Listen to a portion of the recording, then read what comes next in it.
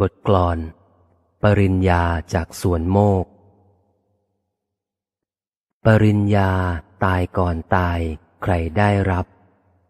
เป็นอันนับว่าจบสิ้นการศึกษาเป็นโลกุตหลุดพ้นเหนือโลกาหยุดเวียนว่ายสิ้นสังสาระวัฏวนปริญญาแสนสงวนจากสวนโมกคนเขาว่าแยกโยกไม่เห็นหน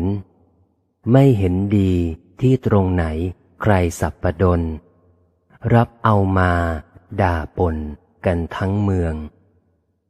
นี่แหละหนาปริญญาตายก่อนตายคนทั้งหลายมองดูไม่รู้เรื่อง